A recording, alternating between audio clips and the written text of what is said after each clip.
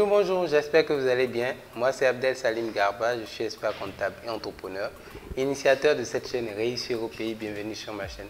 Le but de cette chaîne, c'est de vous parler d'entrepreneuriat, d'insertion professionnelle et de développement personnel parce que je suis convaincu que le développement de l'Afrique ne peut venir que par sa jeunesse et que la jeunesse africaine doit prendre ses responsabilités pour donner les couleurs à ce continent. Si vous êtes nouveau sur cette chaîne, merci beaucoup de vous intéresser à nos thématiques.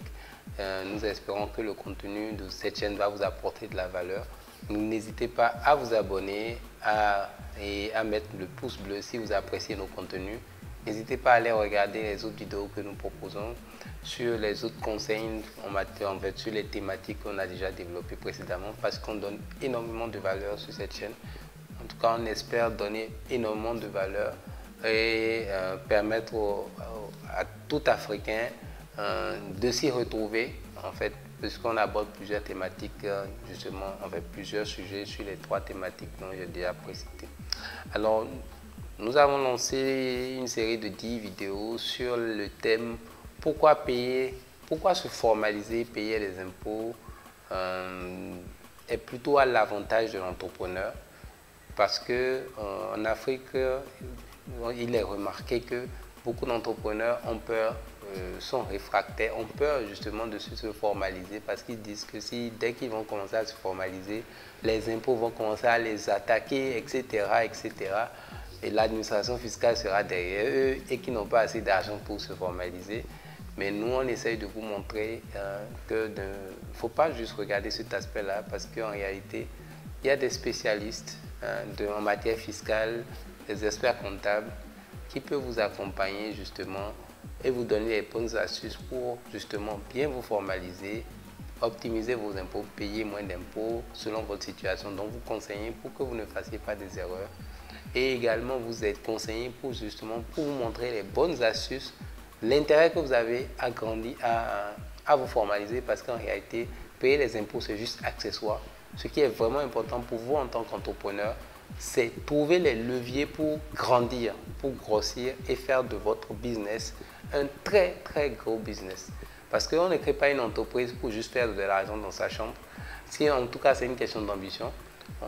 Si vous n'avez pas regardé les autres épisodes de cette série-là, je vous recommande vivement d'aller les regarder. Parce que le premier critère essentiel dont on a parlé, c'est l'ambition. Donc si vous voulez grandir, sachez que aucune multinationale, recherchez n'importe quelle marque que vous connaissez et vous vérifiez si elles exercent leurs activités dans leur chambre. Impossible. Ou dans l'informel, impossible. Donc déjà, si vous voulez grandir et devenir une marque internationale ou une grande marque, vous allez devoir faire le pas de la formalisation. Donc exister juridiquement. Maintenant, justement, ne vous improvisez pas juriste, ne vous improvisez pas fiscaliste. Faites-vous accompagner par des experts comptables, par des spécialistes du domaine. Donc, dans cette série, dans cet épisode, je vais vous donner une raison de plus. Donc, je l'ai introduit dans l'épisode précédent. Une raison de plus pour laquelle il est très important justement de vous formaliser. La principale raison, c'est parce que vous devez grandir. Maintenant, pour grandir, il vous faut du financement à un moment donné. Et je le répéterai toujours, encore et encore, la première source de financement de votre entreprise, c'est vos clients. Ensuite, vous avez d'autres alternatives de financement, c'est la banque, c'est les investisseurs privés. Et également, il y a monsieur tout le monde, le public, tout le monde. Donc, la bourse. Quand vous voyez que vous avez une entreprise qui est cotée en bourse comme la Sonatel, ce n'est pas pour un hasard, c'est parce que la Sonatel a accepté de libérer, de céder, de laisser une partie de son capital au public, à toute personne qui est intéressée par l'entreprise Sonatel pour amener du financement. Donc c'est pour attirer du financement pour que la Sonatel puisse grossir davantage. Donc c'est l'ouverture du capital de la Sonatel à travers la bourse. En fait, il s'agit simplement d'ouvrir le capital de votre entreprise à travers la bourse pour vous permettre d'attirer plus d'investisseurs et d'attirer donc plus de capitaux, plus de financement pour maintenant financer vous, votre activité, votre business, pour le faire grandir 10 fois, 100 fois plus vite. Donc, ici, en espace UEMOA, je le ferai de façon simplifiée. Comme je dis, beaucoup d'entrepreneurs, beaucoup de jeunes Africains pensent qu'il est extrêmement compliqué et que c'est trop loin. La bourse est trop loin, trop éloigné d'eux. Il y a beaucoup d'entrepreneurs qui, quand vous leur parlez d'être cotés en bourse, pour eux, c'est le Saint Graal. C'est trop éloigné de leurs rêves. Pourtant, c'est très accessible. Il suffit simplement de se renseigner, en fait. Il suffit simplement de se renseigner. Et quand vous allez à la BRVM, ici en espace UEMOA, les critères, c'est simple. Vous avez 3 types de compartiments à la BRVM. Donc, un premier compartiment pour les vraiment grandes entreprises, un compartiment, deuxième compartiment pour les moyennes entreprises et un troisième compartiment pour des entreprises un peu moins grandes, enfin un peu moins influentes. Et justement, je vais commencer par le troisième compartiment. Je vais vous donner les critères essentiels pour que vous compreniez que, en réalité, vous peut-être qui me suiviez, vous avez une entreprise qui peut-être est déjà dans ces critères-là. Et c'est simplement parce que vous ne vous faites pas accompagner par les professionnels du domaine pour vous aider à rentrer en bourse à la BRVM que vous n'y êtes encore pas. C'est tout. Donc ce n'est pas parce que vous n'êtes pas capable de le faire, votre entreprise n'est pas capable d'entrer en bourse. Votre entreprise est capable de rentrer en bourse, mais il faut juste savoir et vous faire accompagner par les professionnels. Donc, je vais commencer par le troisième compartiment de la BRVM. Le troisième compartiment de la BRVM, c'est quoi? C'est-à-dire que si vous voulez entrer à la BRVM, il y a 3 compartiments. Le troisième compartiment, il sert à quoi? En fait, si vous êtes le minimum des critères, l'un des premiers critères, principaux critères qu'il faut remplir pour pouvoir entrer en bourse à travers le troisième compartiment de la BRVM, c'est juste être constitué sous forme d'une société anonyme, SA, et avoir un capital de minimum de 10 millions. Et ça, il y a beaucoup d'entreprises aujourd'hui de la place, des PME même, qui sont aujourd'hui, soit elles ne le sont pas encore des SA, mais elles sont au moins des SARL et qui peuvent rapidement se transformer en SA. Juridiquement, ce n'est pas compliqué à faire. Surtout si vous avez un capital de 10 millions, si vous êtes en mesure de porter le capital à 10 millions, de votre entreprise à 10 millions, ce n'est pas compliqué à faire. Alors, deuxième critère également, il faut que minimum vous ayez 2 années d'activité. Donc que votre activité existe d'au moins depuis 2 ans. Donc que votre entreprise existe au minimum depuis 2 ans. Et ce qui veut dire quoi? Si votre entreprise existe depuis 2 ans, il y a un critère qui va avec, c'est qu'on vous demande les états financiers de votre entreprise sur les 2 années d'activité. Et donc, si dès le début, vous n'avez pas produit les états financiers, si dès le début, vous ne vous êtes pas fait accompagner par un expert comptable, vous voyez que vous êtes en train de perdre du temps.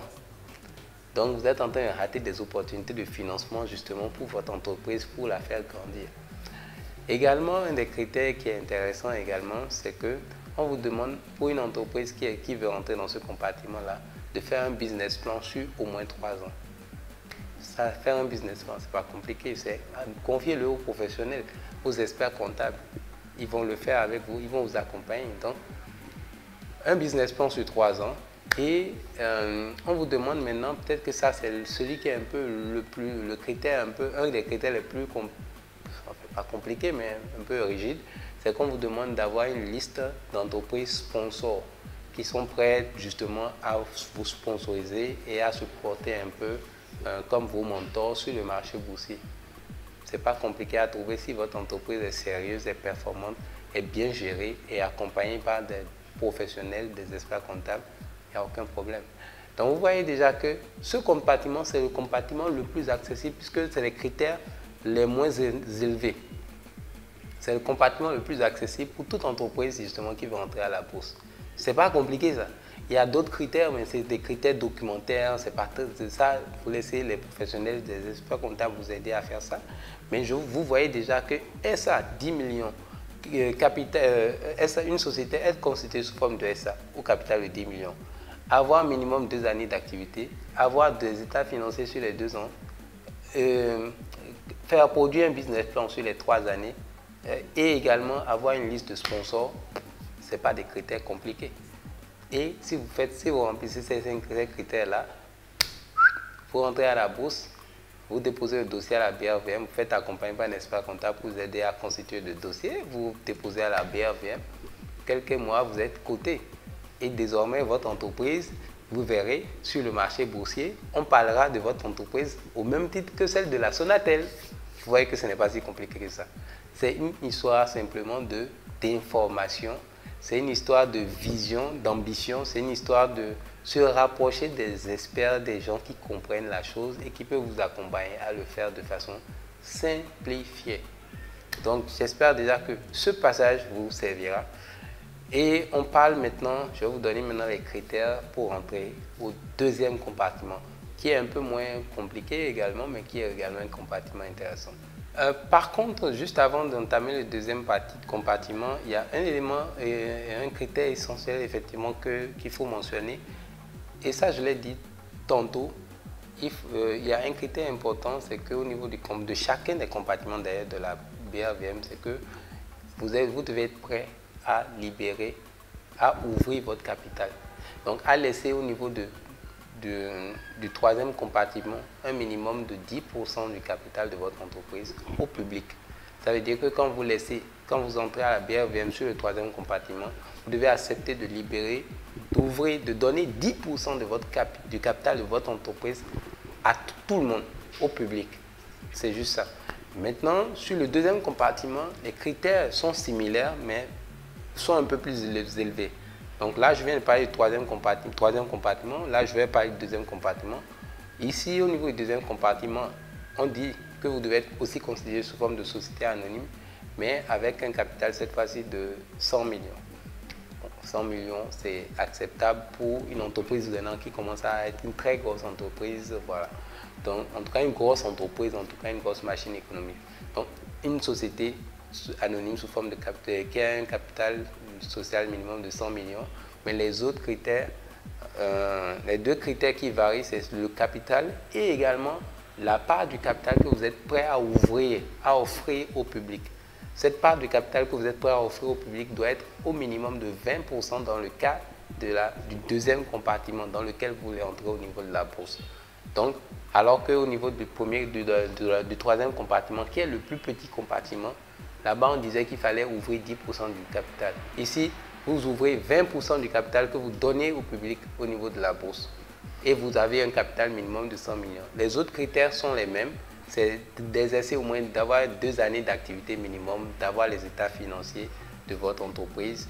Après, il y a des critères sur le nombre de titres, les volumes de titres en circulation, mais je ne vais pas complexifier la chose, ce n'est pas la peine.